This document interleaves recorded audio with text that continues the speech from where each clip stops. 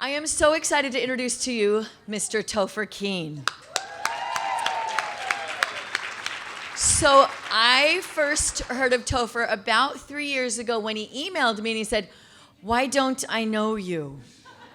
Essentially is what he said in his email. He said, "I am all over the valley in music. I was listening to a podcast of one of your teachers that lives in Utah, and at the end she mentioned, and the person who started this lives in Mesa, Arizona." And he said, "How do I not know her? What is the problem?" So he emailed me, said, "Why don't I know you?" He told me all about him. I said, "Why don't I know you?"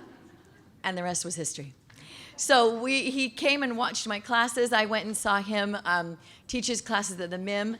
And really, yeah, he'd be a great Sound Beginnings or Let's Play Music teacher.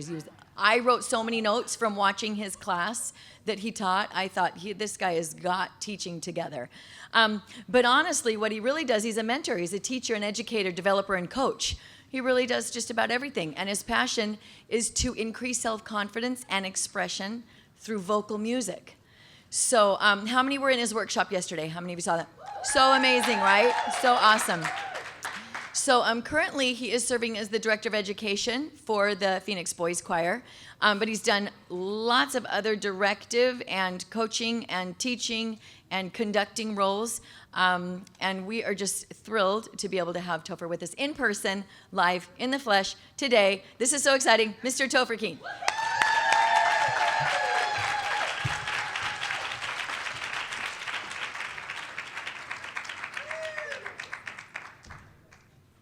Hello.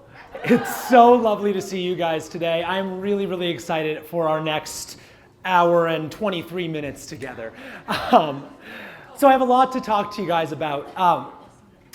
43 minutes, lovely. I have a lot to talk to you guys about, and I want to share a lot of stories and a lot of inspiration. Also talk to you about why we teach and why we sing. Before we get started, let's just sing a quick little song together. Amazing grace, how sweet the sound that saved a wretch like me. I once was lost, but now am found. Was blind, but now I see. The theme for this conference is love. Love, love, love. And the structure for what I want to talk to you about today is my basic philosophy of how I approach teaching. First, it starts with the teacher's love for themselves.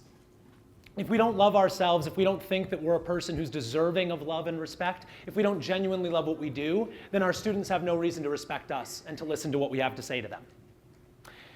Many teachers get frustrated when they're trying to work with students and finding that the students don't seem to have a passion for the subject, they don't seem to want to listen to our instruction, and we think we have so much wonderful stuff to give, but if we don't see ourselves as someone who's deserving of that love and trust and respect from them, then they're not going to give it to us. Kids are the ultimate BS detectors. They know instantly. They can see right through you if you're saying something and it's not authentic to what you actually mean, because they don't fully understand your words. They're not smart enough yet. They don't have enough words in their brain to know all the fancy terminology you're using. Mostly they're just thinking goo goo, gaga, cow goes moo. They're not understanding the complex thoughts coming out of your brain. They're reading your face, reading your expressions, reading your gestures, and trying to figure out what is it this big giant human that could throw me across the room wants from me in order to keep them happy and keep me from getting in trouble. So when you say something, when you talk about your passion for the music, when it's really a song you don't enjoy that much, they can see right through it and they know instantly. When you really, really love the subject, when you really, really love it, they can see that and they feel it. And when you love them, they can see that and feel that too.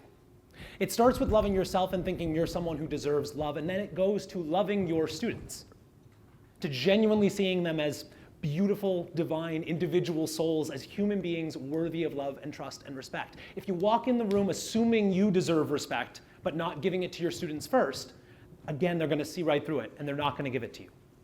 So start by, if there's anything in your life that makes you think you're not a qualified teacher, you're not a very good person, you're lying to yourself sometimes, you're lying to your friends, you're doing things that you know you shouldn't do, that you should stop doing, work on those things.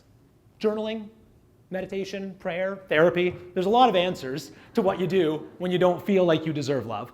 But if you don't, you're not going to be able to reach those students. And then find a way to connect with each of those individual students and find a place of love for them. There are no bad kids. I love Cesar Millan. You guys familiar with Dog Whisperer? Cesar? Yeah, there are no bad dogs, just bad owners. I wouldn't call the parents owners, but there's no bad kids. Just kids who were raised in an environment that did not necessarily manifest the goodness they were capable of.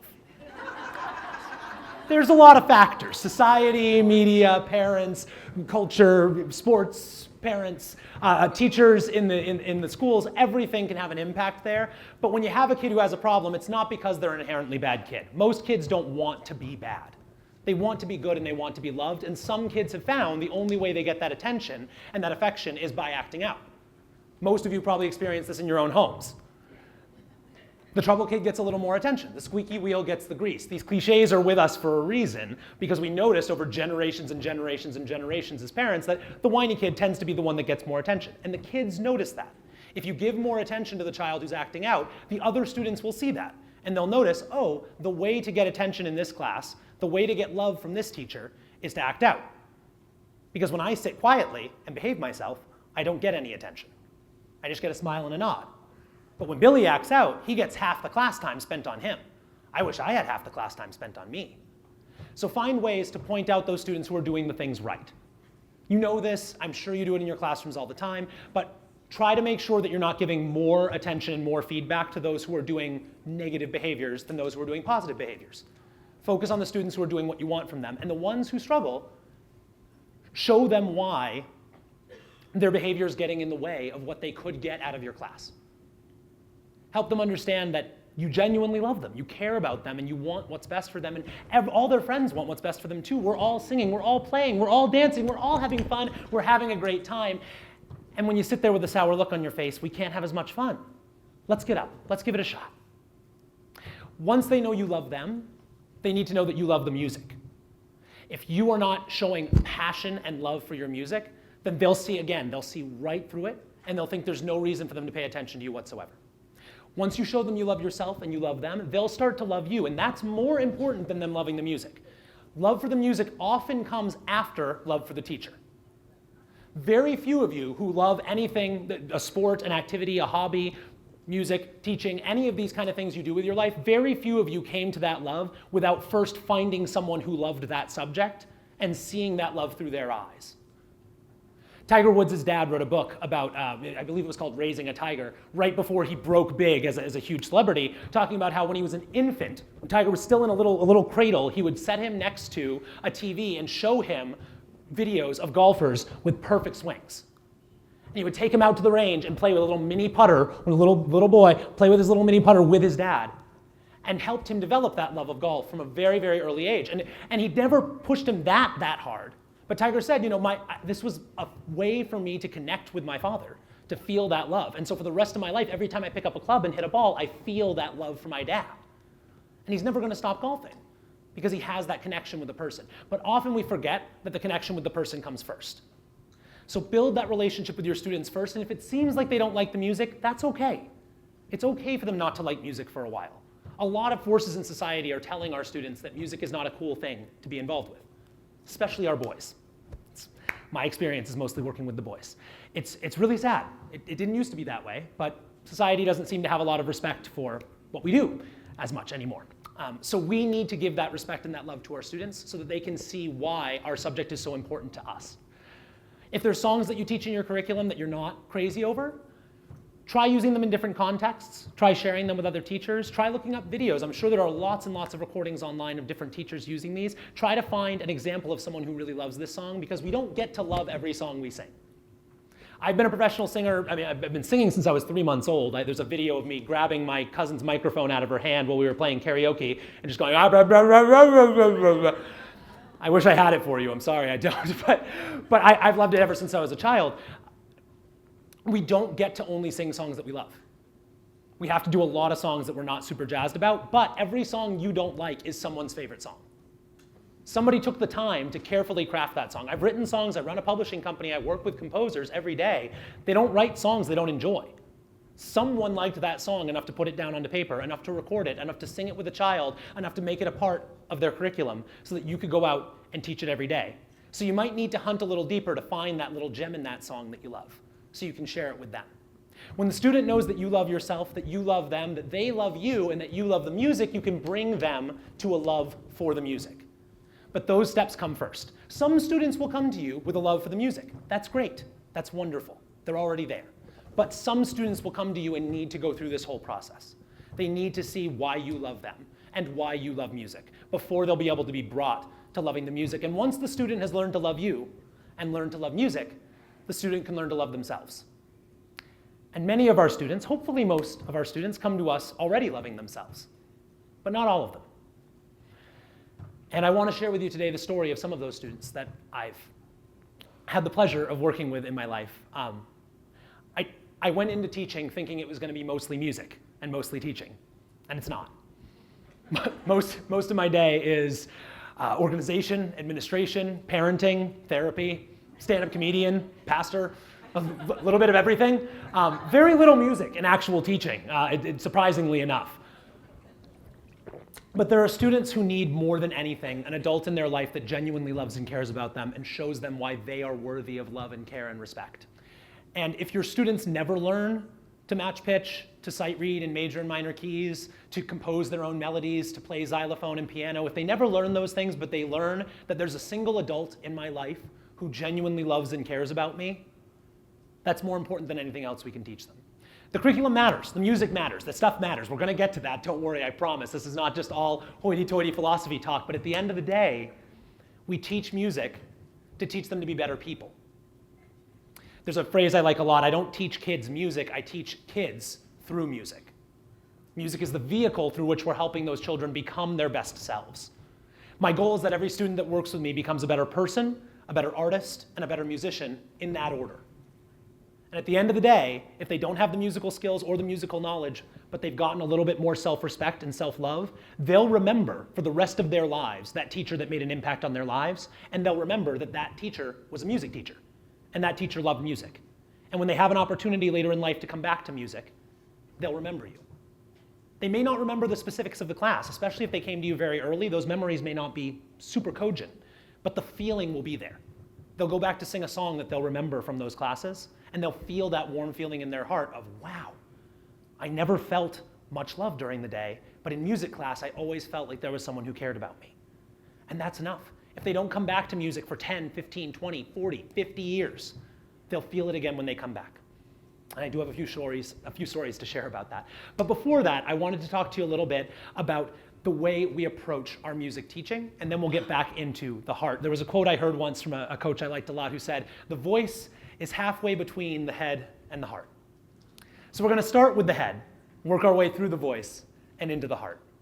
I was previously the president of the Arizona Kodály Teachers Society. You may be familiar with the Kodály methodology, but I want to give you a basic overview of what Kodály is. There's a lot of alignment between the LPM curriculum and the Kodály curriculum, and a few small things you can steal from there that'll make your teaching even more effective. So Zoltan Kodály was a Hungarian composer. He wrote really beautiful, complex contemporary music, and what he found after a few decades of performing this music was the average audience was not informed enough to be able to really understand his music. It was a little bit above the level of the average hoi polloi. So he started going out and looking in the music schools and realized the problem was students were not getting what they needed out of music school. They weren't leaving as educated, effective, competent musicians. They were leaving with a lot of knowledge about music, but not an intrinsic understanding of music and an appreciation for music. They were in about music class, or music theory class, or musicians class, not music class. They were learning about music all day, but they weren't musicking.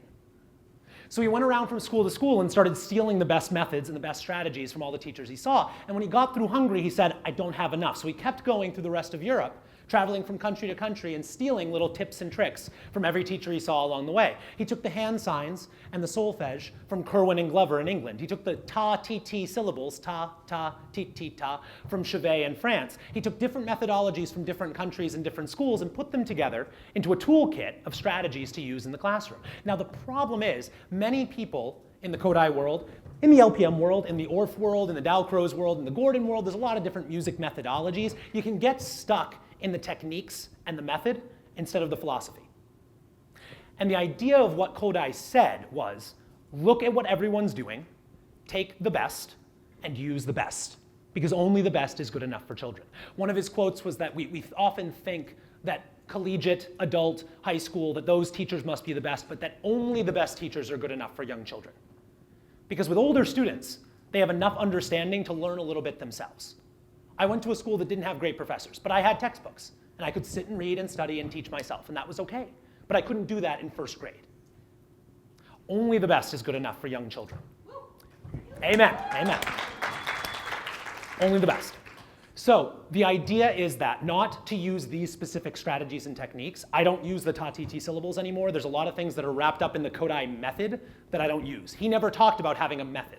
He talked about the Kodály approach, the Kodály philosophy, which is take the best from everything and use what you can use and leave the rest. There are some teaching styles and some methodologies that'll work for you as a teacher that won't work for other teachers.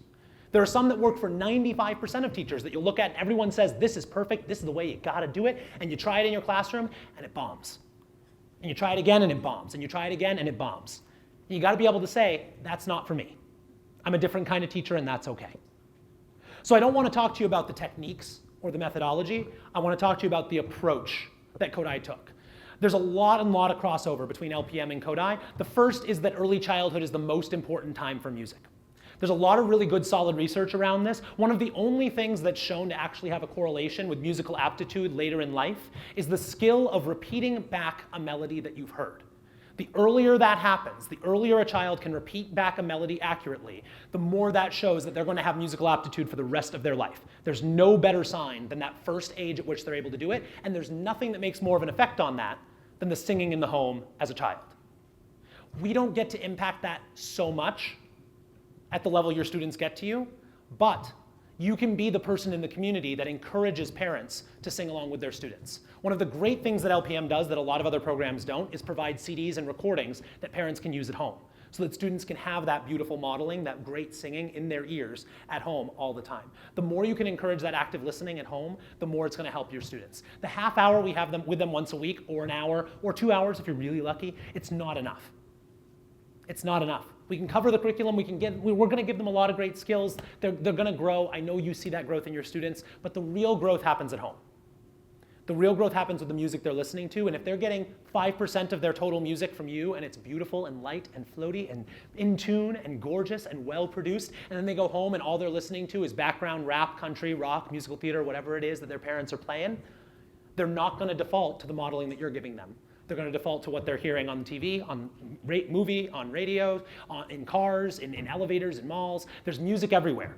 So we need to be strong musical influences in their life. Kodály said the musical education of the child starts 9 months before the birth of the mother. Because the mother is the main musical influence on the child until they get to those first couple of years. Once they're past those first couple of years, a lot of that learning's already been locked in. So if the mother can't sing in tune, the child already is at a huge disadvantage. One of the best things we can do for our students is to give them a body of songs they can use with their children in the future. Because we've lost our musical heritage in a lot of ways. A couple generations ago, everyone knew the same songs. There weren't that many songs to know. You came to church on Sunday and you sang the same hymns together with everybody else. After a while, you had the patriotic songs, the flag songs. After a while, you had the Billboard Top 40. You'd have those recording artists. But now we have iPods. We have earphones. We don't listen to the same music as everyone else. We're all in our own little musical islands. And for a while, we had Disney. And every child knew Lion King, Little Mermaid, Pinocchio, Alice in Wonderland, all these different classic movies. But nowadays, kids don't see that as much. And we had this big gap for about a decade. And then we got a gift, Frozen. And great, we have a song that everyone knows, but not exactly the best model for a child's voice and for a child's ears. But we have music that they're listening to. Again, I do wish Tangled was the one that took off. It was better modeling, but unfortunately, not so. Yeah, maybe Coco. Coco seems pretty solid, so hopefully, we're in that direction. But you have to be an influence in your child's musical surroundings, in their experiences. You have to be a part of that. So encourage the parents to sing along with their kids. Bring them into class. Teach them the songs too. Tell them that it's not just their job to play the CD for their child, to put the CD on in the background while they're in the car. It's their job to sing along with the child. Because every time the child sees that song playing and expects themselves to be singing without their parents singing, what they see is singing is a thing for children. Singing is a thing little babies do. And I don't want to be a little baby, I want to be a big grown-up. And grown-ups don't sing. They need to see it. For most of your students, you are the best musician they have ever seen in their lives. I know that's scary. I know it's intimidating, but most of them have not been to concerts. You are the best living musician they've ever worked with. So it's your responsibility to model the absolute best singing you can every moment that you're singing with them. As I said, early childhood, the focus on the early childhood is a huge correlation between Kodály and LPM. There's a few more. The focus on folk songs, Kodály calls it the musical mother tongue of the child. Help immerse them in the music of their culture, their experience. The other reason for the folk music is because it's very simple. It's like sea glass washing up on the shore. The rough edges have been washed off over time. I'm sure the first time someone sang the tune Amazing Grace, it didn't go as beautifully as we just did. But over time, the difficult notes and the weird intervals fade away. Because when everyone's singing the same songs and you're passing it on and you're not writing it down, it's what sticks in your ear that survives. So those folk songs have beautiful in-tune singing. You're looking for simple pentatonic songs, the most basic repertoire to start with the children, and then work your way up. You start small and you sequence in small chunks to make it more and more complex, so that by the time they get to full, complicated, diatonic, chromatic music, they've built up a structure so they have a place to put it. When you try to jump into complicated stuff too fast, they're not ready for it. You had this experience with your own children, likely. They pointed to an animal, and you said, yeah, doggy. And they said, oh, doggy. And then a cat walks by, and they go, doggy. And no, that's a cat. Cat? Okay. Small furry thing, 4 legs. Doggy? No, the really small ones are cats. They go meow. Okay, cat. And you're driving down the road, and they look out, and they see some cows. And they go, doggy. No, cow. Moo. Cow. Oh, cow. They see some horses, and they go, cow. No, that big one. But you said the big ones were called cow. No, that big one's called a horse. Sorry, there's just lots of different kinds. It's hard. They learn a lot in those first couple of years. It's hard to break that down, and they continue to refine those structures smaller and smaller until they can understand the specific concept you're trying to teach. When you're trying to teach something in music, it's very easy to forget all of the core concepts underneath and all of the things it can get mixed up with. It's easy to make those little mistakes. We often try to jump too quick to labeling before the students are ready to identify differences. They don't need a label until they know that there's 2 different things. They don't need dog and cat until they can see and identify that there are 2 different animals that make different sounds. Until then, animal works fine. Dog, cat, you need to understand those differences. The best analogy I use is that toy box you had as a child with the square hole, the circle hole, triangle hole. You had your cube block and your pyramid block and your sphere block, and you're trying to shove the cube block into the circle hole over and over. They're not ready for, honey, that's a circle and this is the circle. The circle goes in the circle. They don't understand that they're separate things. Once the child starts putting the sphere block in the circle hole, they're seeing, oh, round, not pointy. Round, not pointy. They don't have those words yet, but they're seeing that these things are of a kind. They are similar. They go together. Now they're ready for the label. As your children demonstrate that they can hear and sing and interact with the different musical concepts you're trying to teach them, whether it's rhythm or pitch or tone, dynamics, any element of music, they have to demonstrate the skill first before they're ready for labels. You can't start talking about the difference between loud and soft until your children can sing in a quiet and loud way. Repeat after me. Amazing grace. Amazing grace. Amazing grace. Amazing Good. grace. You're ready to talk loud and soft. Some children aren't. High and low, fast and slow, all of the concepts we work on in music, they need to demonstrate them first, repeatedly, and show that they understand the difference, not getting them confused and mixed up before they're ready to start talking about the labels. This is a concept in Kodály we call ear before eye. You can also call it ear before mouth, because we're not putting the labels on, we're not talking about notation, we're not talking about spelling and words, we're talking about hearing music, musicking, understanding music, before we go on to putting labels. It's easier to teach labels. It's easier to grade a worksheet of music vocabulary than it is to assess whether the child can sing beautifully and expressively in tune. Yes, but it's not a valid way of teaching. You've got to go from music first and only work those elements and concepts in, the labels, the identification, the notation, once they've demonstrated the mastery of the music.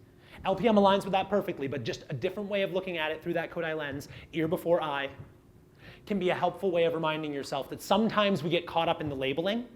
When we notice our students aren't getting the vocab, they aren't able to answer our questions, sometimes they need more music.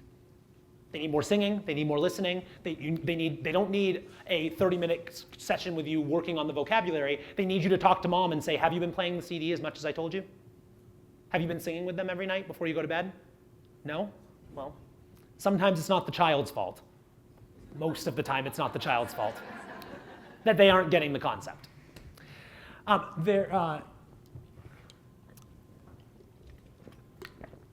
So, before we move on from the head through the voice to the heart, I do want to talk about a few concepts that don't have as much correlation there that you can steal from Kodály that might help influence your teaching. There's one that we talk about a lot that is sequencing. And that is built into your curriculum, but you may not be explicitly thinking about it as you're following the curriculum. So I'd encourage you to analyze your curriculum with this lens in mind. Sequencing is breaking down every element so that they flow naturally from one to the next. If you were in my session yesterday, we talked a lot about this with the idea of cutting the job in half. If you're going from, okay, my students can sing do, re, mi, mi, re, do, do, mi, so, so, mi, do. Very nice. 1, 2, and 3, and 1 and 2 and 3, and great. So you're ready to sight read any melody that uses 1, 2, 3, and 5 with quarter notes and eighth notes, right? I give you an 8-bar melody with quarter notes and eighth notes and those, because you have those elements, right? No, it's a big jump from repeating small 3 or 4 note phrases with your teacher to sight reading an 8-bar melody. And most of you would never make that big of a jump. But you might be making jumps that feel like that big of a jump for your students, because we often forget how little we knew when we were children. Most of the best teachers I've ever worked with in my life had my experience. Relatively poor music education, music teachers who weren't as good as they could be, and a desire to be better than what they had, to give students more than what they had because they thought music class could be something better. Some music teachers have an absolutely amazing, wonderful experience with great teachers that mentor them their entire lives. They've been taking lessons since they were 3 or 4 years old. And a lot of those teachers, I find, they don't struggle with the technique. They don't struggle with their musicianship as much as the teachers like me. I often sing out of tune. I often make mistakes. But what I see from the students who are naturals, who've had the experience ever since childhood, who have this super high level of performance, they struggle to work with students at the very beginning level because they've forgotten what it means to not know music. They've forgotten what it means to not intuitively hear a major chord and hear the difference between major and minor. That can take years. It can be very, very complicated. For most of your students, to sing a song once and expect them to sing it back to you immediately. Here's an example.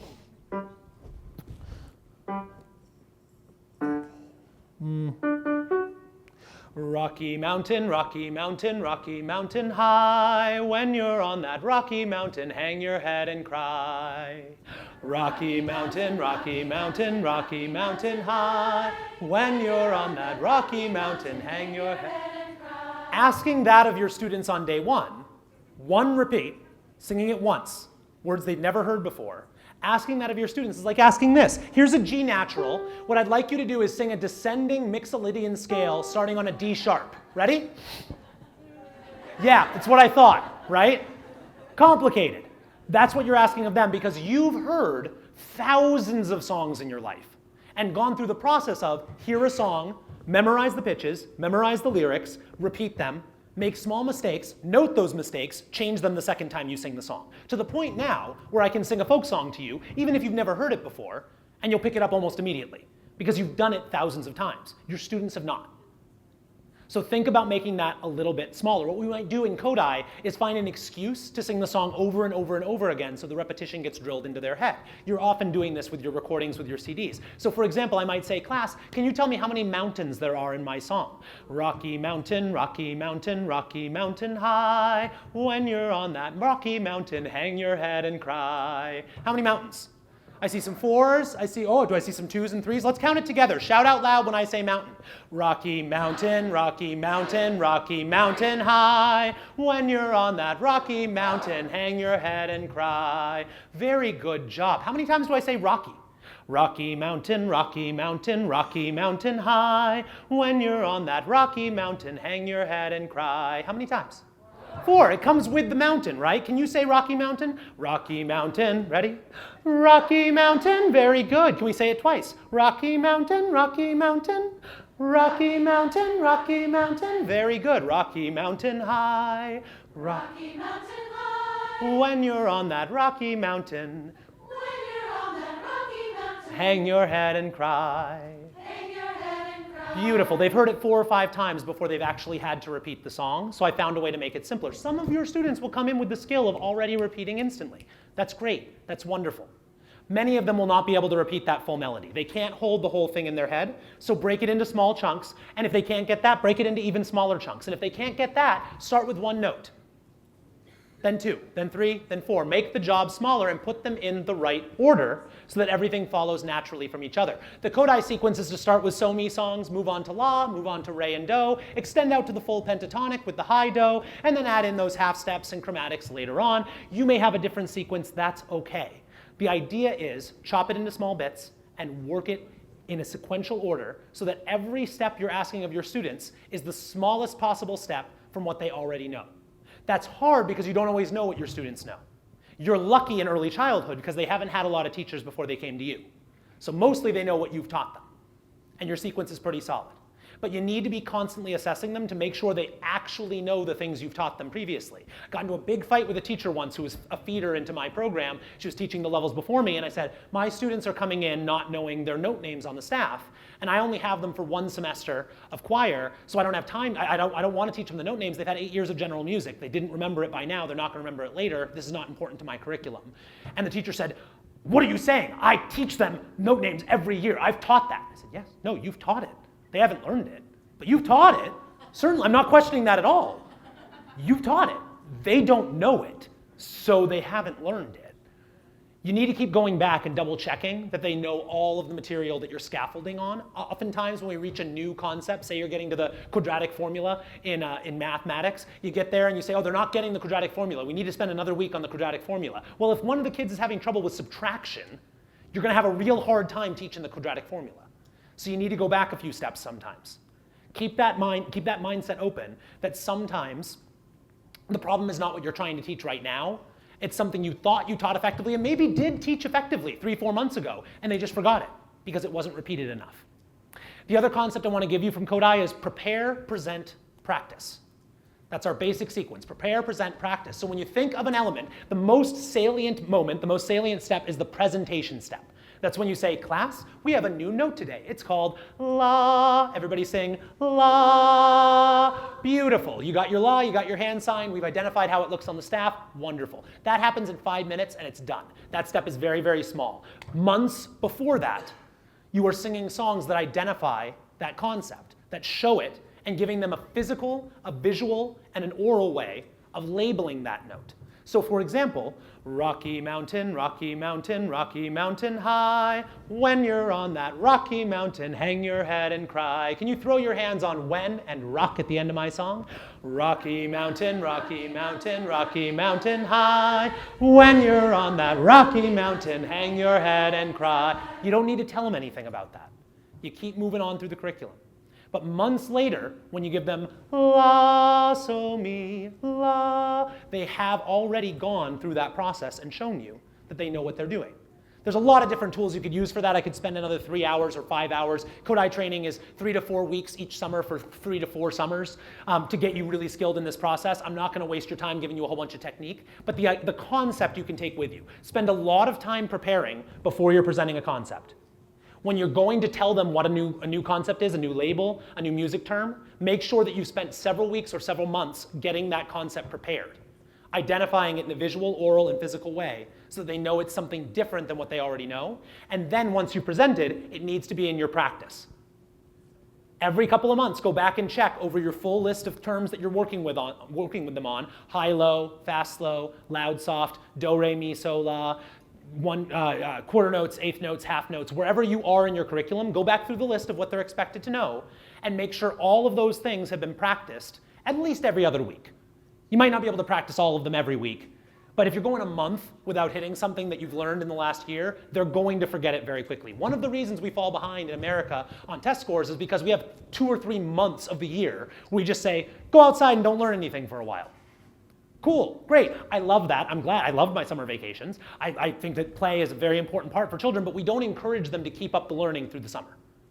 It might not have to look like textbooks, but they should still be using their math skills, their science skills, their writing skills, their reading skills. All of those things need to continue, because what the research shows is they come back in the fall 6 months behind where they were when they left. And you spend the first 2 to 3 months catching them up, then you spend the next 6 to 8 months moving them ahead, and then they go 6 months behind the next summer. And that happens with us. You have them 1 day a week, most likely. Those next 6 days, they're losing all those concepts constantly. So even if you taught it perfectly and beautifully and they knew it and it was nailed, and the next week you come back and you say, oh, we learned law last week. Let's make sure we remember our law. Spend a lot of time on law. Beautiful. And then they come back the next week and you say, oh, well, they already know their law. They mastered it. That's great. We don't need to cover that for a while. Let's move on to our next note. We keep moving on through the curriculum, and you come back 2, 3 weeks later and they're really struggling on that next note. And they've also lost the last note. And they've also lost the note before that because you're not reinforcing it enough. They need constant reinforcement. It also really helps to get the parents in on that as well. Let them know what it is that you're focusing on in your curriculum that week so they can ask questions about that. They don't need to understand the concepts. They just need to engage with their child. So if they know that you're teaching high-low, fast-low contrast, certain pitches, certain keys and modes, certain rhythm patterns, they can ask their student, what did you learn in class today? Can you show me? And if the students start teaching what they've learned, they're really going to reinforce that. There's been nothing that has helped me more to grow and learn in my life than tutoring and teaching. You may have found this too. I sang the best song of my life at 21 years old the day I gave my first voice lesson. Because I realized any single flaw in my technique, they're going to manifest. And it happened. It was really great. It was a great model for my singing because I thought I was pretty good. And I would sing something and they would sing back and I go, no, it's a little breathy. And I go, oh, that's because I was a little breathy. No, your law is out of tune. Oh, my law is out of tune. Your E's are a little wide. My E's are a little wide. K, I need to go practice for 5 hours and come back to you. I'll be right back. We see in our students what we teach ourselves, and our students can learn and grow through teaching too. So I'd encourage you to work with your parents and encourage them to learn from their students. They can sit in on the class with you and learn concepts with you to help reinforce for their students. That's great. That's helpful. They don't need to know and understand what you're doing to help in the home. They can ask questions and let the student become the teacher. And if the student's wrong, that's okay. If they mess up and they teach things wrong, that's okay. They have to work through and figure it out. Teaching is a separate skill. They have to work to get better at it. They're going to mess it up. They're going to use the wrong words. That's okay. They'll come back to class and you'll reinforce it and they'll get it a little bit better next time. So that's most of what I wanted to give you for philosophy. Again, the voice is halfway between the head and the heart. And these head concepts, the approach, the technique, the methodology only matter if we're reaching and connecting our students. I want to tell you about a few students of mine that had a very strong impact in my career. And it's easy to think that what we're trying to do is produce good musicians for the rest of their lives. Like I told you with Zoltan Kodály, he wanted the population, the audience, to be educated enough in music and skilled enough in music to appreciate high quality music. Not to become orchestral musicians themselves, not to become world famous singers and stars and conductors and composers, but to be able to appreciate music at a higher level. Not just the most base, simple pop level. So remember that while your students, some of them are going to be amazing musicians. I had a student who was on a Kids Bop CD. I've had a student who went to one of the top music conservatories in the country. I've had students that have recorded albums and that have had pretty successful careers in music. I have one right now who's at Hershey's, Pennsylvania. There's an all-male a cappella group that sings at the Hershey Park and sings all song Candyman, stuff like that. And he loves his life. He's having a great life. Those are a very small percentage of our students. 5% if you're lucky. Most likely 1% that'll end up really using music for the rest of their lives as performers. You need to have a different goal than your students becoming singers, performers, composers for the rest of their lives, because most just won't. This is one of the big reasons I don't worry about notation too much, because for most of our singers, once they leave general music, when are they ever going to see music notation for the rest of their life? Maybe a hymnal, maybe. Most churches don't put music in the hymnals anymore. They're just putting lyrics or a single line. Or they're putting it up on a PowerPoint like that. So they may not ever see music notation again for the rest of their lives. It's not that it's not a valid thing to teach. It's not that Tchaikovsky's birthday isn't a valid thing to teach. It's not that Mozart's birth city is not a valid thing to teach. But if your students don't have something they can carry with them for the rest of their lives, if they're not going to become professional musicians themselves, they need something that is still going to be useful to them 5, 10, 20, 50, 60 years down the road. For me, again, I said, I want them to be better people, better artists, better musicians, in that order. My musical goal for my students is that every one of my students, when they're 80 years old, feels comfortable singing Christmas carols with their family and singing lullabies to their great-grandchildren. That's enough. If none of them put out a CD, if none of them become music teachers, if none of them do anything else with musical concepts, if they don't remember what a key signature is 5 years later, but they have some lullabies and can sing them to their kids, that will make a difference in the culture because like Kodály said, the music education of the child starts 9 months before the birth of the mother. The way we change culture, the way we change society, the way we make ourselves a singing culture again is to help parents sing to their children. We can't always do that through the parents. It's very hard to break through those mental emotional barriers if they've been told that they can't sing. If they've decided they're not a singer, you won't get all of your parents to sing with your children. You can't win at that generation. But if you build up that self-confidence, that love, that self-esteem, that genuine joy in music, and a repertoire of child-appropriate songs in the early years, they can carry that through for the rest of their lives. They can pass it on to their children, to their grandchildren, to their great-grandchildren, and if there's a hiccup along the generations, and there's one of those, great-grandparent, grandparent, parent, child, if there's one of them that doesn't sing and doesn't want to, there's enough multi-generational singing that it'll cover up for that gap. Right now, it's the opposite. On average, 3 out of those 4 generations aren't singing, and one is, and they sing with their kids, and their kids grow up and they say, singing's that lame thing my mom and dad do. I don't want to do that. I want to do something else instead. And they lose it again.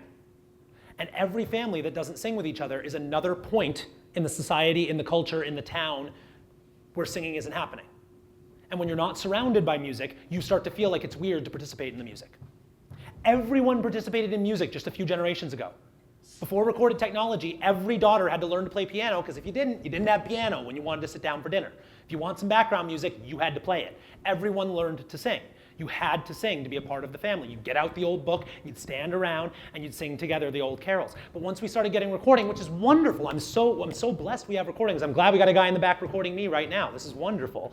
But it took us away from being producers and put us into being consumers. The other thing it did was it really destroyed our concept for what an average voice sounds like. You may remember American Idol. Thank you. You may remember American Idol. One of my favorites, and probably my favorite living singer, is Clay Aiken, who was absolutely robbed in the 2nd season of American Idol. Nobody listens to Ruben Studdard anymore. Thank you very much. Yes, thank you. It's fantastic. What American Idol exemplifies is between radio, between musical theater, between movies, between shows like that, Glee, Pitch Perfect, X Factor, all these different shows, we see the top of the top of the top, not even the top 1%, the top 0.001%, and we see the bottom of the bottom. And we don't see the gray in between. We see the top 1% and the bottom 1%. We see Beyonce and we see William Hung. But yeah, no, that's what we see. So if kids are seeing that and they're not seeing you sing in the home and they're not seeing people sing in society and they're not seeing the average singers, the millions of people who are somewhere in between Beyonce and William Hung, if they don't see those people, they don't exist. What children don't see, they don't understand, they don't remember, they don't recall. You would have heard yesterday that babies, when they're born, babble in all phonemes, all syllables, all sounds of every possible language, but they only retain the sounds that they hear. When they're born, they have a million, billion, trillion neurons and connections, and they're constantly pruning those off. They're cutting off chains and connections and narrowing down into just the ones they need for the rest of their lives. They do that with language, but they do that with vocal sounds too. And what they see in our society is Beyonce, William Hung. They sing. Their parent says, "You have such a beautiful voice," and they believe them for a few years. And then they start hearing more good singers and more bad singers, and they start noticing the good singers sound a lot more good than I do. Maybe I'm not one of the good singers. And if you're not one of the good singers, there's only one category left. And that's the It's the terrible, awful singers that people laugh at in their faces. That's what you see. On American Idol, you are either really good and you get through, or you are terrible and people laugh at you. There's no average. They don't want that. They don't show that. That's why the show got so crazy over the last several seasons, because you'd see people who deliberately were trying to be awful to get on TV, because they knew they weren't good enough to be the good ones, but they could fake it bad enough to be one of the bad ones. And you see that on every reality TV show. I was on an episode of MTV's True Life. What you see in reality TV is that you need to have a hook on your story. And if you're not one of the best in the world at something, you need to make it a dramatic hook by playing up your story about how broken you are and how psychologically damaged you are and how weird your lifestyle is. That's what you need to do. It's all they want to see. They don't want to see an average life, because an average life is boring to most people. They're living an average life. They're not watching TV to get an average life. They're watching TV to escape their average life. So we need to show those children what an average singer sounds like, what a real singer sounds like. Not absolutely flawless like Beyonce, not horrifyingly embarrassing like William Hung, just a healthy singing voice that sometimes is out of tune and sometimes squawks and cracks a little bit. And that's okay, because they're going to sound out of tune and they're going to squawk and crack, and that's okay. They can't stop singing during that time. They have to keep singing. Thank you. Yes. Amen. There's a researcher I like a lot, Dr. Brené Brown, who works in shame and vulnerability research. She's fabulous. If you haven't read her, please read her. She's fabulous. She tells a story about an artist that would go into schools and ask the youngest grades, kindergartners, how many in here are artists? And everyone raises their hand. And he goes to first and second grade and says, how many people here are artists? And about half the class raises their hand. And he goes to third and fifth grade and says, how many of you are artists? And a few students raise their hands. And he goes to middle school and high school. How many of you are artists? And the artsy kid in the back with too much mascara and the gauges in her ears raises her hand, and nobody else does. Because we've beaten it out of them. We've taught them that Beyonce, William Hung. That's all that exists. And they know they're not up there. So unless they have a rational self-confidence and a deep, deep love for the topic, they're going to assume they're down here. They don't have this middle side. Brené Brown also cites some research that says that over half of Americans can remember a specific instance in their childhood, an exact instance, one time when an adult said something to them that forever changed the way they saw themselves as learners in a negative way. And more than half of those who remembered that experience remembered it specifically in the arts. Dancing, acting, singing. You can't carry a tune in a bucket. Gosh, would you stop with that awful racket? Put that trumpet away. Oh, your dancing looks so lame. Just mouth the words, honey. I was leading a community sing at a church here in Arizona and had the whole congregation standing up and singing some African-American spirituals. And it was a great time. It was really wonderful. We made some great music. And a woman came up to me afterwards, she was in her 80s, and said, young man, that is the first time I've sung in about 70 years. And I said, wow, that's amazing. Thank you so much for singing with me. Can you tell me the story? And she said, well, I was in elementary school, and it was the school concert, and I was standing backstage in my little red dress. I was about to go on, and my teacher said, honey, just mouth the words for the concert, please. And so I did, and I mouthed the words for the rest of my life. She remembered the color of her dress 70 years later. That's how distinct that moment was in her brain. Now, I don't blame the teacher for that. We can get on top of our high horse and say, oh, I would never do something like that. I guarantee we've all done something like that. Because we don't pay attention to those little offhand phrases that can be taken the wrong way. I'm sure you've had that experience yourself. A boss, a partner, a child, a teacher, a colleague, a friend has said something that you know they didn't mean with any real intention of negativity, but it just cut you the wrong way. It just really hit you to your soul. That happens much more to kids than it does to us. They don't have the emotional intelligence yet to forgive that and understand. A lot of the kids, especially the ones you work with, they're not old enough to even understand sarcasm yet. You say something and you think it's offhand and you're like, yeah, I was joking, it's fine. They don't know it's a joke. A lot of times they can't understand that joke at all. So I'm not saying to hate yourself for it, to freak out, that when you notice it happen, it's gonna happen in your classroom at some point over the next decade. You're gonna say something that you regret. Pause, and say to them, I'm so sorry, I didn't mean to say it that way, and try to rephrase it. Because when we try to discourage them from making a sound, what we're really trying to do is encourage them to make beautiful sounds. So don't worry so much about discouraging the unbeautiful sounds and worry more about encouraging the beautiful sounds. It's very easy for something we say to have a lasting impact on them that we don't realize. The positives can too, though. They do stay with them. We have those moments that stick with those singers for the rest of their lives.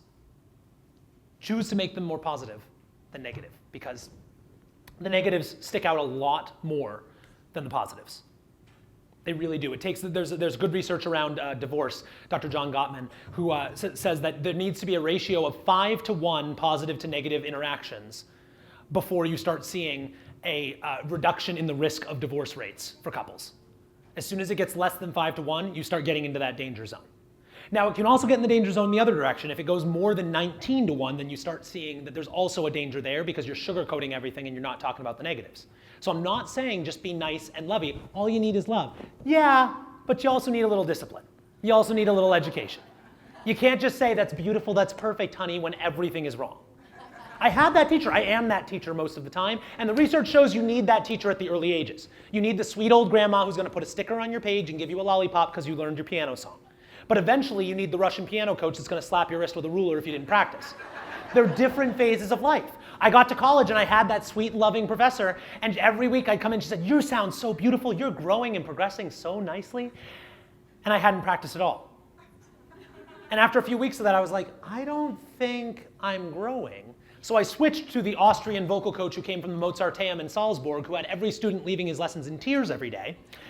And after one of my lessons, he said, the diction was awful. It's out of tune the entire time. The tone's really awful. It sounds much more like Italian than German. You need to spend more time studying it. The rhythm was okay. And I left going, the rhythm was okay. Because I'd worked really hard. And he held me accountable. And I needed that at that stage of my life. Most of your students won't need that at their stage. They will need that at some stage. They don't just need the sugarcoating. But remember that they will hold those positives. The negatives outweigh the positives much, much more. So be very careful with that language. Anything that implies they can't sing, that singing is a natural gift or a talent, not something that can be developed. Now, there is a certain level of natural gift and talent, obviously. Some people are born with golden pipes. It does happen. I'm not going to argue against that. Not everyone can learn to be Beyonce, Idina Menzel, Justin Timberlake, Josh Groban, whatever. But you can learn to sing wonderfully in tune and sing Christmas carols with your family and lullabies to your grandkids, and maybe karaoke every once in a while, if you get a little tipsy. This last season, I had a concert with a retirement community choir that I have out here in Mesa. Really wonderful group of people, all 55 plus. It's one of the reasons that my mom trusts me to live out here. I moved out from Maine a few years back, and she was terrified of me leaving her, in tears the whole time, cried and hugged and laughed. And it was probably valid because I was hit by a big wheeler going 90 miles an hour on the highway while I drove down here, which didn't make her too happy. I was fine. I got over it. The car was totaled with everything I owned in it, which was not the best way to start the new life. But insurance covered it, and I got here okay, and I'm very grateful to be alive. But anyway, I have this wonderful retirement community choir full of 60 of the best adoptive grandmas and grandpas that I could ever ask for. They found my mom on Facebook and asked her what my favorite childhood kind of cookie was so they could bake them for me after the concert. Yeah. They're good people. They're good people. So I love these people very much. We're going to 3, aren't we? Yes. We're going to 3. 30. Okay, I thought you were telling me 3 minutes. That doesn't make any sense to me. Thank you so much. We're good. 30. All right. So I have this wonderful retirement community choir in East Mesa, and I had this great concert with them where we were singing folk songs, spirituals, songs, wonderful songs that I'd known my whole life and that they had too, that the audience had too. We came together and we sang, Amazing Grace, how sweet the sound that saved. Please stand. Like me, please hold hands with your neighbor. I once was lost. Add some harmony. But now I'm found. Was blind, but now I see. Thank you. You can have a seat. I had my audience standing and doing the same. I try to get my audiences singing with me in every concert. So we sang Amazing Grace and we held hands. And it was a wonderful, beautiful moment. And at the end of the concert, I have people come up every time afterwards and shake their hands. And you know, I used to hide at the end of my concerts because I hated that feeling of everyone coming up and saying, thank you so much, you were so wonderful. It's not why I did it. I did it for the music. I don't need the accolades, so I just used to go and hide. But I realized that that's part of the experience for our audience. They need to come up and touch the artist and thank the artist, and that's part of putting a closure on the night. So now I stay an hour after the concert to shake every hand and thank them individually, and I had a woman come up to me and say, with tears still in her eyes, that in the last several months her daughter had overdosed. And she had not allowed herself to cry once because she had to hold her family together. She had more daughters, an extended family, and a husband to worry about, and she planned the funeral, she put everything together, and she hadn't cried once.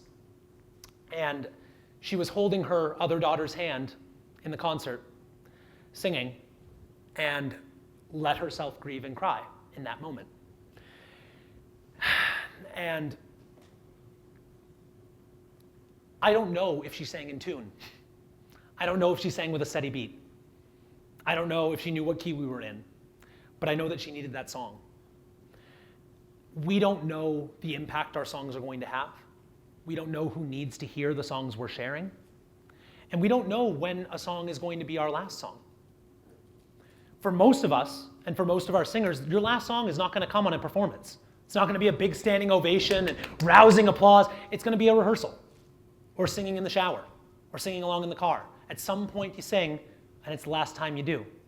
I posted a quote on Facebook once that every mother at one point in her life picks up her baby boy and sets him down for the last time.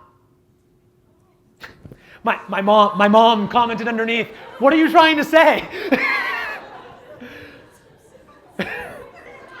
I'm sorry. I promise we'll get to the funny stuff later. But what I'm trying to say is, you never know when that last song is happening. She may not have come up and talked to me. She had a lot of bravery to have that experience, and then half an hour later at the end of the concert to come up and talk to someone and talk it through when she hadn't even talked it through with her family. That took an incredible amount of bravery. I'm sure for everyone like her that has told me that story, for everyone like the red dress grandma that told me her story, there are another 100, another 1,000 that you don't get to see and you don't get to hear. So you have to remind yourself when it feels difficult, when it feels frustrating, when it feels like you just want to quit because it's not working and you're not making the impact, that you don't always get to see the impact you're making. Sometimes you do. Sometimes you're really lucky, and those are the stories I'm sharing with you, but I guarantee each one of you has had this kind of impact in a student's life. And not just the students. There are parents who've not been able to connect with their children, who've seen them constantly bouncing off the walls, misbehaving, who've seen them blossom and grow through your music class, and watch their child become someone new through your instruction and through your love. I've seen that many times, and sometimes they can't appreciate it in the moment. You do get the child who will hug their teacher before they go and say, "Thank you so much, I love you, bye, Mom." And the mom sits there and they go, "Oh, super mom, huh? Yeah, very nice." But you're having that kind of impact with your students. That's why we do this. The technique matters, the philosophy matters, the methodology matters, but it only matters if they know that you love them and if they love you too. There are a few other students I want to tell you about. There was this one kid in my old middle school where I went to middle school. And I'll tell you a side note, if you want to ever feel old, go back to teach at your old middle school and see the same teachers there who were there when you were a child. The same choir room that seemed so big, and now the ceiling is so much closer to my head. I replaced my own choir teacher. She was on maternity leave, and took over for her for 6 months, and I taught group piano class, choir. I had this one student in piano class who just could not get it. And he struggled and struggled and struggled, and he would play.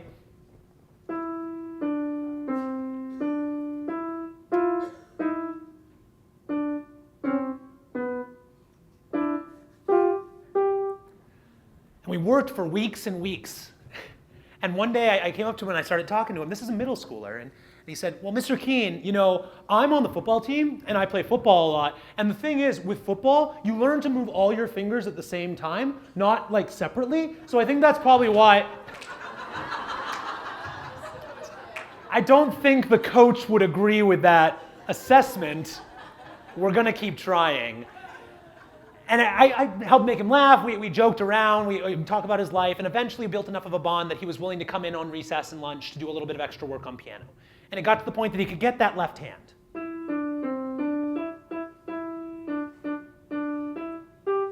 But he struggled to put the left hand with it.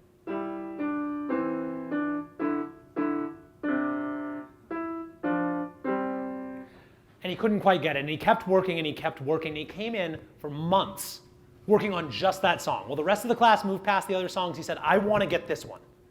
And he'd work on the other songs in class, but he'd keep coming back to Mary. He said, I think I can do this. And one day, he'd been doing that extra work. I hadn't been in class with him. I'm not giving him a bunch of extra coaching. I had duties during lunch.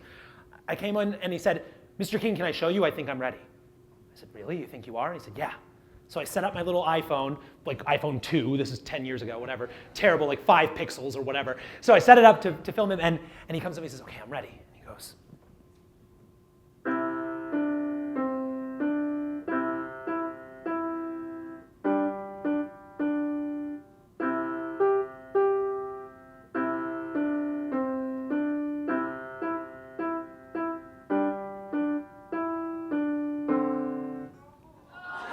I did it! And I said, yeah, you did, kid. You nailed it. At that point, after 6 months, I don't care about the last, that's fine. Let it go. There's some things that matter, and at some points, when the kid has spent 6 months putting his heart and soul into it, you just let him have the win. That's sweet, sweet kid. Really wonderful moment. Just absolutely broke my heart. But one of genuinely the funniest things that ever happened to me.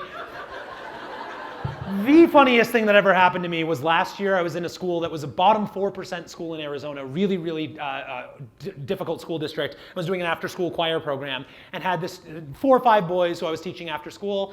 And as I'm in the middle of a song, one of the students just stands up and walks out the door.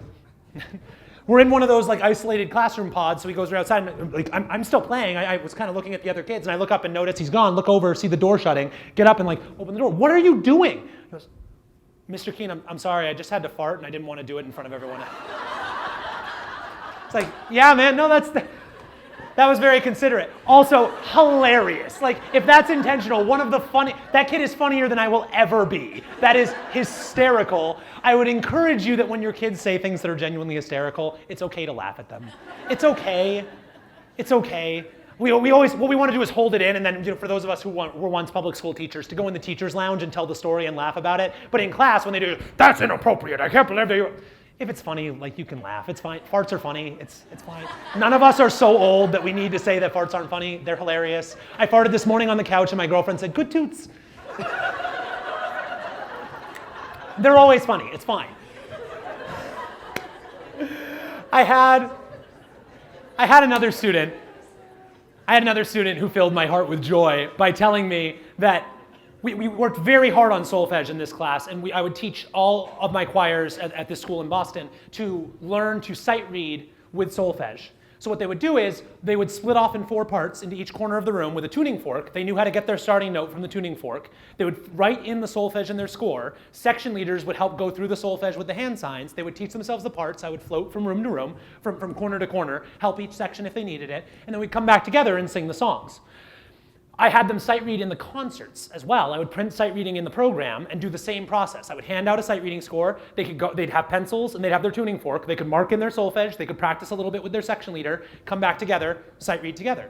What I learned was, if I'm going to do that, and if you're going to do something similar with your students, I'd encourage you to. There's a guy, John Armstrong, who I learned a lot from. He runs great music literacy workshops. He calls them informances instead of performances. We're informing the audience what teaching looks like, what music looks like. It's a beautiful, beautiful way. I've done this many times where you get to a winter concert and you haven't quite learned all the music you wanted to learn. So I put up a song that isn't done yet.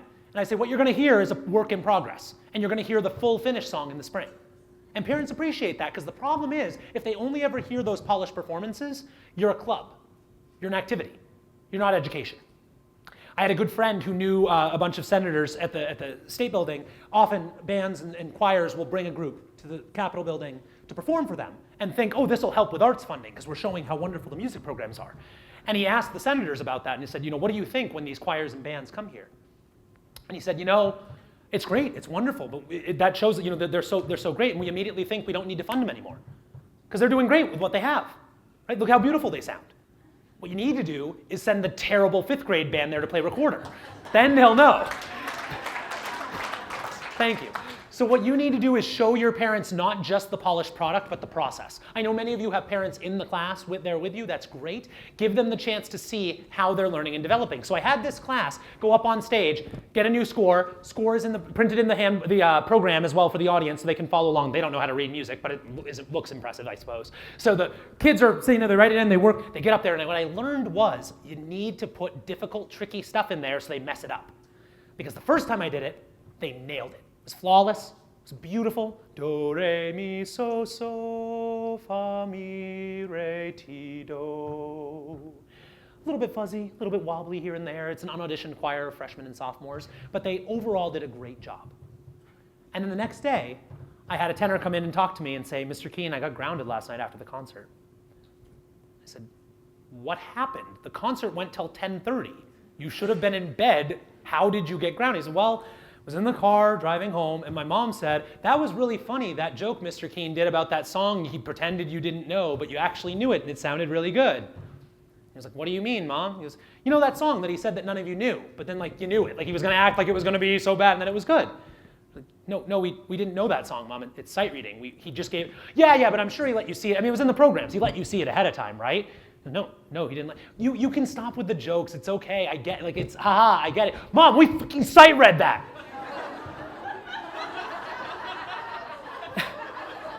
And the thing is, if his passion for his skill in solfege is what's going to make him drop that, I'm okay with that casualty. I'm going to take that. It's a win. That's a win. You take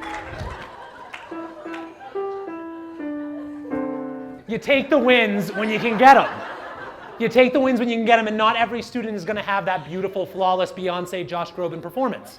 Some of them are going to have that first moment and they're going to be terrified, but they got up there and did it. I had a community choir that was kindergarten through 12th grade in Massachusetts, church choir. They would learn mostly in unison, and the high schoolers would learn some harmony. They went up for their first performance, and it was fine. It was like 20 of them. We sang, I think it was, I've got peace like a river, I've got peace like a river. And it was lovely. And afterwards, I had a parent come up to me and say, you know, the kindergartners were just kind of like mouthing the words. They weren't really singing. They were kind of hiding their faces. And I said, would you like to get up there in front of 200 people and sing I've got peace like a river? Because that 5-year-old just stood up there and didn't pee his pants. And I'm going to take that as a win. Because he's never had to do that before. Yeah, amen. I've often asked at concerts, when I have the kids up on the stage, how many parents would trade places with their kid right now and come sing? And you get a few hands, you know, the divas, the stage moms who would be happy to jump up there. And then I would say, hey, if I offered you $100, how many would come up? A few more hands go, $1,000. A few more hands, $5,000, $10,000. Still not every hand in the room is up. You know that old study that says that there are more people afraid of public speaking than afraid of death? If they're at a funeral, they'd rather be the one in the casket than the one at the podium. But given a choice between public speaking and public singing, I think most people are happy to give the speech. Singing is an incredibly vulnerable and risky thing. Every other art form, every other music form has an object you can blame. If I go, I can say, oh, my fingers were sweaty and I hit the wrong key. Yeah, oh, that was out of tune. Yeah, no, I didn't put the reed wasn't soaked long enough. This is you. It's the thing you used to cry for milk when you were first born. It's the thing you used to laugh at every joke you've ever laughed at. It's the thing you use to express your soul, your mind, your heart, your spirit. It's the thing you use to manifest who you are inside to the world. And when you share it in front of a group of people, it's terrifying. It's horrifying. My heart is beating really fast. I'm sweating. My brain is firing 1,000,000 miles a minute. That doesn't go away with years and years of doing this. You just learn to swallow that feeling and say, this is excitement. But we often forget that feeling. Our students still have that every time. And if my kindergartners got up there and didn't sing, but just stood there and didn't cry and freak out and run to their mom, they stood there for the whole song, took their bow, and went back and sat down, that's a win. Accept the wins when you get them. Thank you.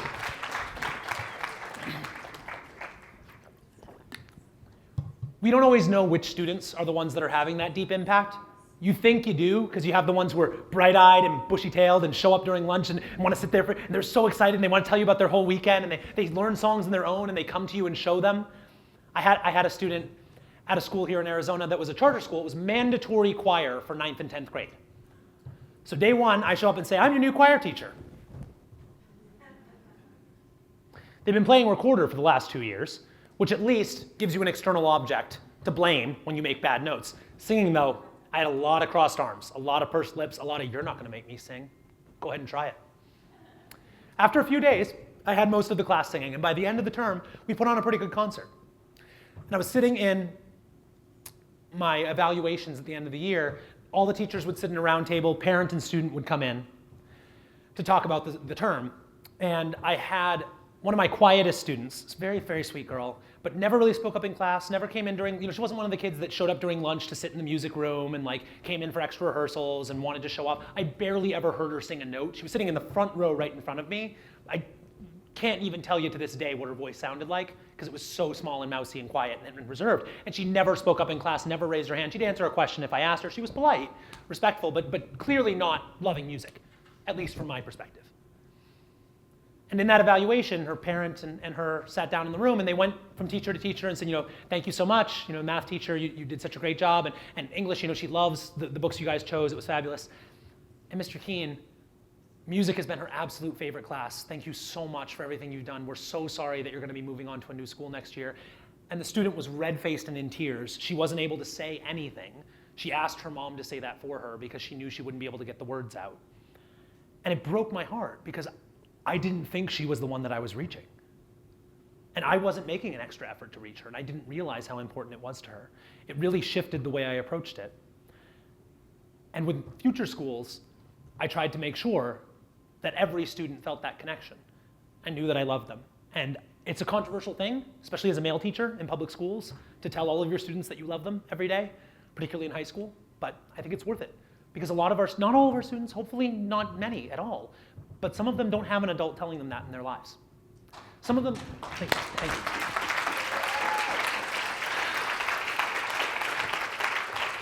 Some of them do. Some of them do, but not as often as they need. Not as often as they need. They need it every day. They really do. They need a hug every day. They need a handshake and some eye contact and a laugh and a song. And they really need to hear an adult say, I see you, you matter, I love you. Even if it just takes a second. They don't have it every day. Even the ones that have loving, wonderful parents. My mom was a superhero. She worked 80-hour weeks every week to raise 2 single children herself. Fully diagnosed with fibromyalgia, she had a really bad sleep disorder, she had awful health problems, she overcame an addiction to smoking and an addiction to drinking while raising 2 kids and working 80-hour weeks. I never got enough time with her. So I needed those teachers who genuinely cared about me as adults in my life, because I didn't have it. I had another student. As I was leaving a school in Boston, I sat with the students and told them first before I told my principal or the other teachers, which is not what you're supposed to do, but I didn't care because I wasn't coming back. My students deserved to hear it first from me.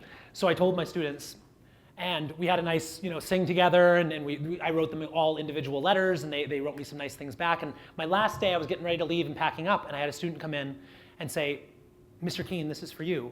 Hand me a letter and give me a hug, and then walk away and say bye. And I opened and read it. This again was one of the students that was quiet, didn't show up during lunch, didn't put the extra effort in. I didn't really feel like I was clicking that much with her, but I tried to give it my best. And when I read the letter, it said, Mr. Keene, thank you so much for everything you did for us, and thank you especially for telling us how much you love us every day. I never felt comfortable saying it back, but I love you too. And I don't hear it enough from the adults in my life. Thank you for saying it. Not enough people do. And I heard it from so many of the students. So many kids with tears in their eyes and hugging and, oh, I love you so much, I'm gonna miss you. But the quiet ones, the ones we don't think we're reaching, you don't know what's going on inside their mind. You don't know what's going on inside their heart. You don't know what their experience is, and you don't know how much they need you, and they might not. Many of them don't. Many of them have great, wonderful, loving parents and families and friends, and they don't particularly like music, and they're not getting a ton out of your class, and that's okay. But you don't know who those students are. So you have to treat each and every student like they are that student that absolutely needs the love from you, because they're not getting it anywhere else in their life.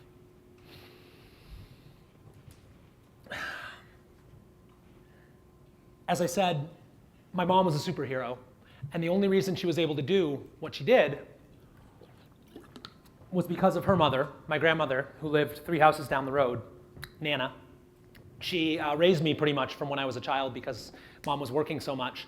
It was very convenient to have a grandma right down the street who I could always walk to, and she loved me so much. She was such a wonderful woman.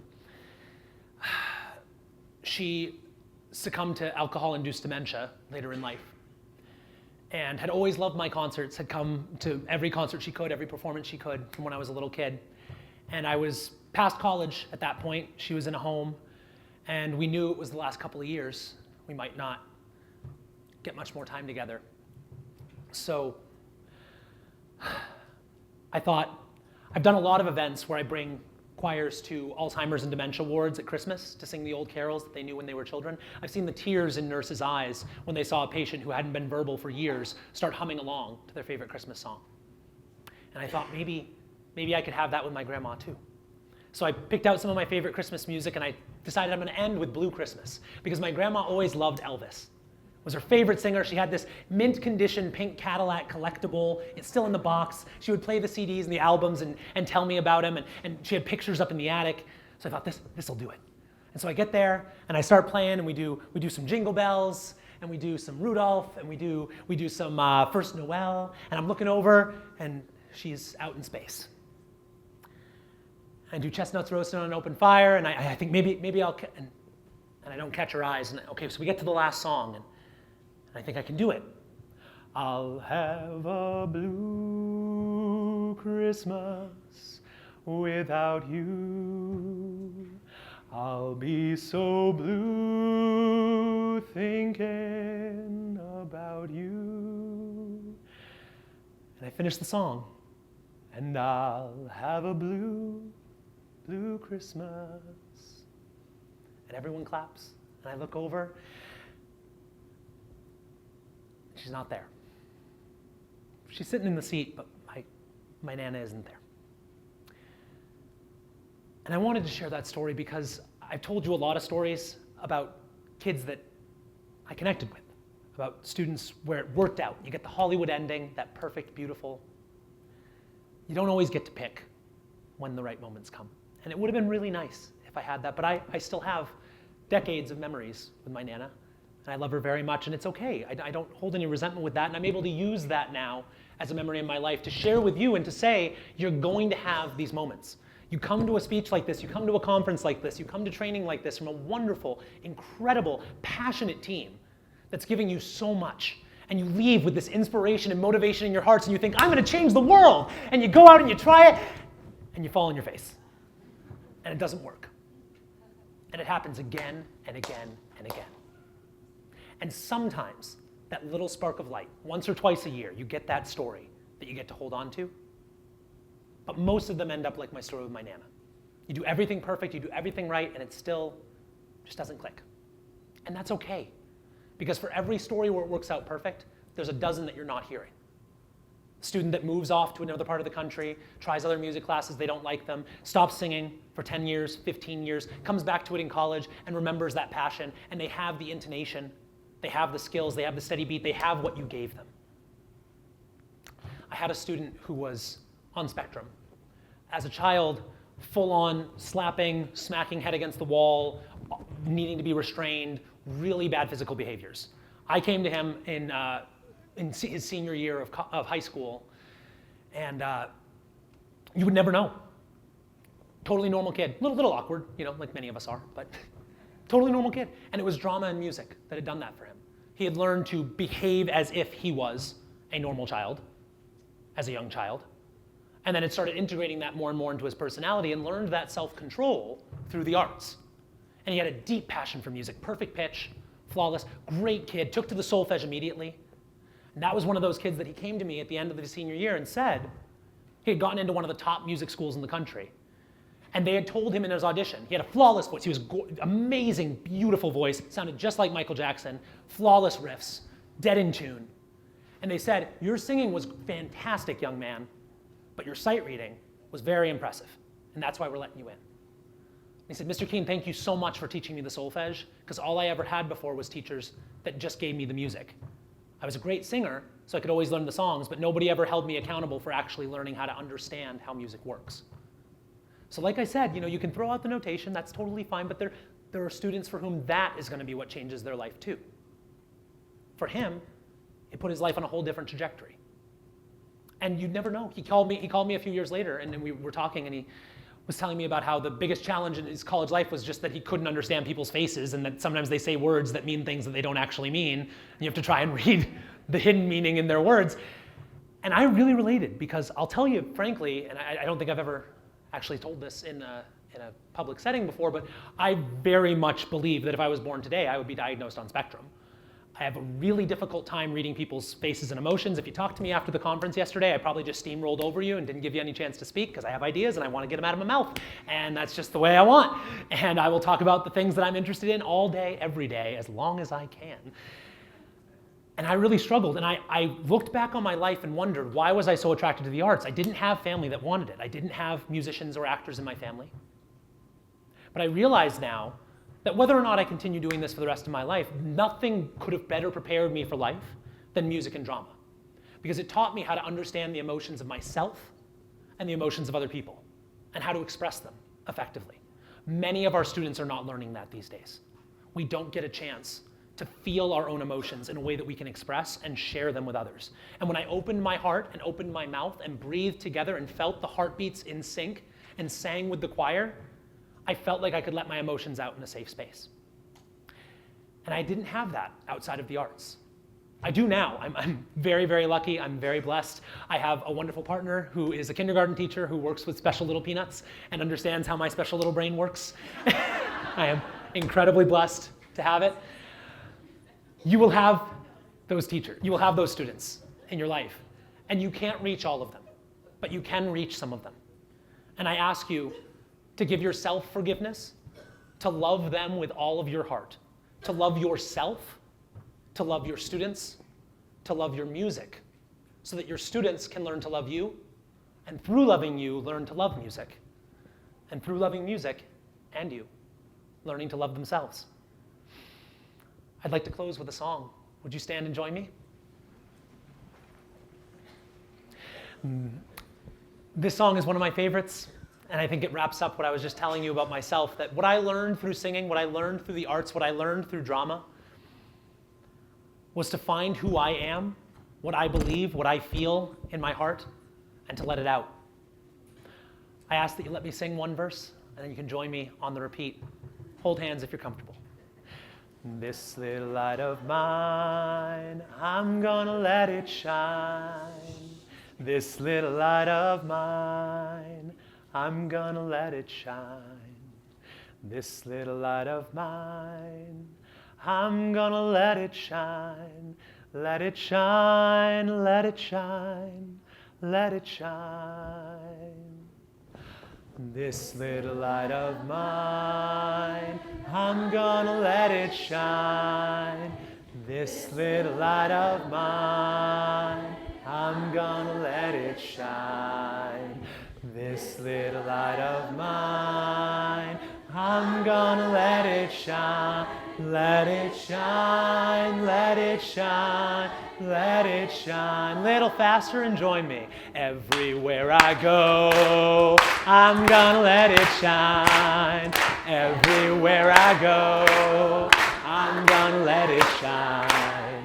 Everywhere I go, I'm gonna let it shine. Let it shine, let it shine, let it shine.